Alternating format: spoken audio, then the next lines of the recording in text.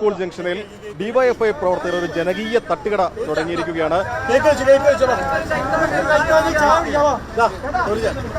ഡിവൈഎഫ്ഐയുടെ സംസ്ഥാന പ്രസിഡന്റ് വസീഫ് ഉൾപ്പെടെയുള്ളവരാണ് ചായ ഉണ്ടാക്കാനായി ഇന്ന് തട്ടുകടയിലുള്ളത്. ഇതിലിപ്പോ ചായ അടിക്കുന്നവരാരും മുൻപ് ചായ അടിച്ചവരല്ല. ഇപ്പൊ നിങ്ങൾ കണ്ടു കാണല്ലോ, അല്ലെ വീട്ടിലോ നമ്മുടെ ആവശ്യത്തിന് 1-2 കപ്പ് ചായ ഉണ്ടാക്കുന്നു എന്നതിലപ്പുറത്തേക്ക് അങ്ങനെ ഒരു പ്രൊഫഷണലായി ചായ ഉണ്ടാക്കുന്ന ആളുകളല്ല. വ്യത്യസ്തങ്ങളായ പ്രവർത്തനങ്ങൾ, ചായ അടിക്കുന്നു, തെങ്ങിൽ കയറുന്നു, ചക്ക പറിച്ചു വിൽപ്പന നടത്തുന്നു, മീൻ കച്ചവടം നടത്തുന്നു, ആക്രി പെറുക്കുന്നു, പഴയ പേപ്പറുകൾ, പ്ലാസ്റ്റിക്കുകൾ, ഇരുമ്പുകളൊക്കെ വീടുകളിൽ പോയി കളക്ട് ചെയ്ത് കേരളത്തിലുടനീളമുള്ള ഡിവൈഎഫ്ഐ പ്രവർത്തകർ പണം സമാഹരിക്കുകയാണ്. ഡിവൈഎഫ്ഐയുടെ ജില്ലാ സെക്രട്ടറി റഫീഖ് ആദ്യ ദിവസം മുതൽ തന്നെ വളരെ സജീവമാണ്. ഇപ്പോൾ ഇത്രയും ദിവസമായപ്പോൾ തന്നെ ശബ്ദമൊന്നും ഇല്ല, ആ അവസ്ഥയിലേക്ക് എത്തി. ഇതിപ്പോ എത്ര ദിവസമാണ് നമ്മൾ ഇങ്ങനെ ഒരു തട്ടുകട പ്ലാൻ ചെയ്യുന്നത്? കുറച്ചധികം ദിവസം എന്താണെങ്കിലും പോകുക? തീർച്ചയായും കുറച്ചധികം ദിവസം. ഇന്നിപ്പം ഇവിടെ തുടങ്ങി, മാനന്തവാടിയിൽ ഇന്ന് വൈകിട്ട് ആരംഭിക്കും, ബത്തേരിയിലുണ്ട്. ജില്ലയുടെ വിവിധ ഭാഗങ്ങളിൽ ഇത്തരത്തിലുള്ള വ്യത്യസ്തമായ പരിപാടികൾ ഏറ്റെടുക്കാനാണ് തീരുമാനിച്ചിട്ടുള്ളത്.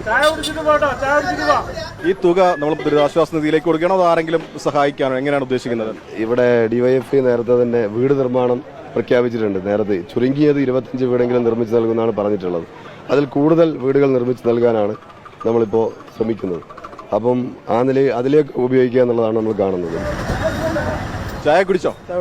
ഇതൊരു വലിയ കാര്യം തന്നെ ഇവർ ചെയ്യുന്നല്ലേ? അതെ അതെ, ഏറ്റവും നല്ല കാര്യം. കൈത്താങ്ങായി ഞങ്ങളും കൂടെയുണ്ട്. ചായയും കേക്കും എടുത്തല്ലേ?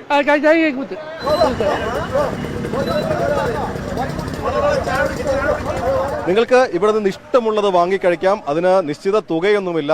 എത്ര രൂപയാണോ നിങ്ങൾക്ക് ഇടാൻ തോന്നുന്നത് അത് ഈ ബക്കറ്റിലേക്ക് ഇട്ടാൽ മതി. ഇത് വയനാട്ടിൽ ദുരിതം അനുഭവിക്കുന്ന ജനങ്ങൾക്ക് വേണ്ടിയുള്ള കൈത്താങ്ങാണ്.